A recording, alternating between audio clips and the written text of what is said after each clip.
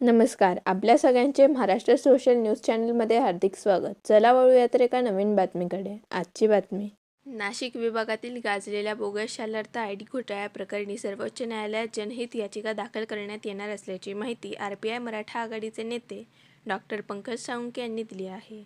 Bogus Shalarth ID धारकांची सेवा समाप्त करून दोषी अधिकारी कर्मचाऱ्यांवर कारवाई करावी तसेच भ्रष्टाचाराची रक्कम वसूल करावी अशी मागणी ते करणार आहेत.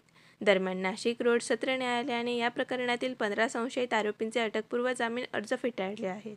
या घोटाळ्याची राज्यभर चौकशी व्हावी अशी मागणी डॉक्टर साळुंखे यांनी केली आहे. मी डॉक्टर पंकज साळुंखे.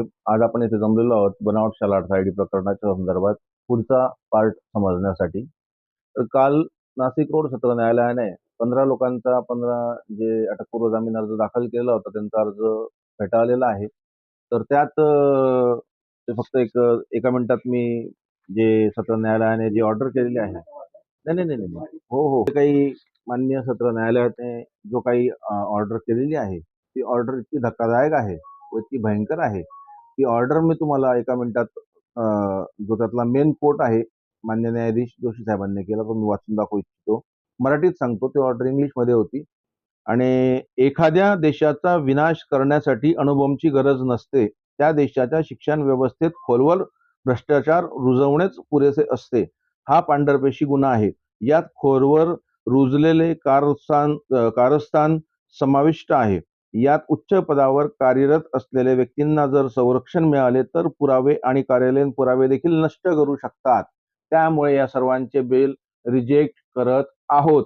सर्वात महत्वाचं नाशिक सत्र न्यायालयाने अजून एक गोष्ट नोंद केलेली आहे. ती मराठीत त्यांनी सांगितलेली आहे की ज्ञानाची मंदिरे असणाऱ्या पवित्र शाळेच्या प्रांगणात जेव्हा गुन्हेगारी कृती घडते तेव्हा केवळ त्या वास्तूची पवित्रता नष्ट होत नाही तर भावी पिढीच्या चारित्र्याचा आणि पर्यायाने राष्ट्राच्या भविष्याचा पाया ढासळतो. म्हणजे किती भयंकर म्हणावं हे.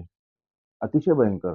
आता सर्वात महत्वाची गोष्ट म्हणजे मी या सगळ्या प्रकरणाला आजपर्यंत मुंबई उच्च न्यायालयात दाखल केलं होतं इंटरव्हेन्शन, परंतु त्या ठिकाणी माननीय उच्च न्यायालयाची सुद्धा धावपळ सुरू असल्यामुळे ते प्रकरण बोर्डावरती येत नाहीये.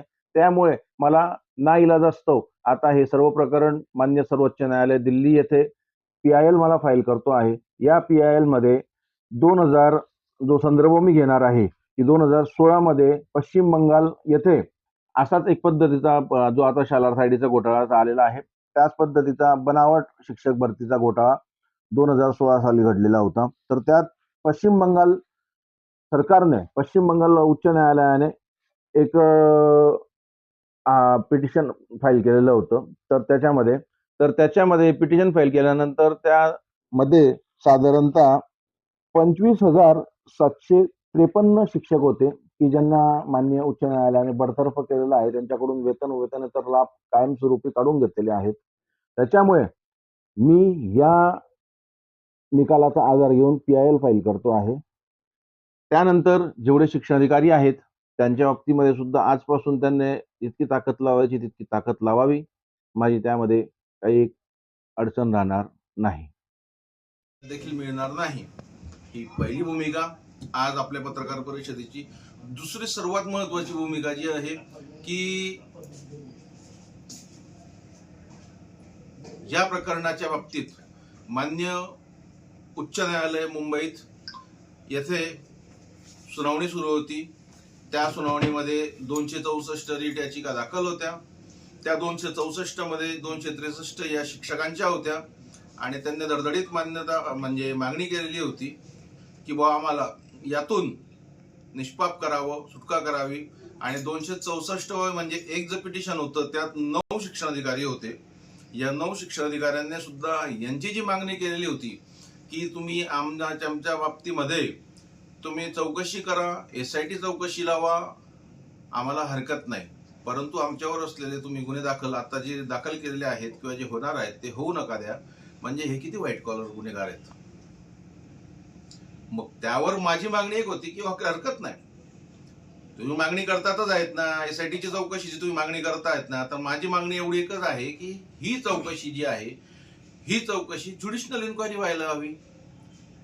मान्य उच्च न्यायालय, मान्य सर्वोच्च न्यायालयाचे जे रिटायर न्यायाधीश आहेत त्यांच्या अध्यक्षतेखाली गृह खात्यातले एक सचिव, अर्थ खात्यातले एक सचिव, ग्रामविकास खात्यातले एक सचिव, शालेय शिक्षण विभागातले प्रधान सचिव, शालेय शिक्षण विभागातले आयुक्त, शालेय शिक्षण विभागातले एक सचिव, त्यानंतर पोलीस महासंचालक, त्यानंतर या सर्व चौकशी समितीमध्ये एक अशासकीय सभासद असणं गरजेचं आहे, ज्याचा अभ्यास या प्रकरणात सखोल आहे.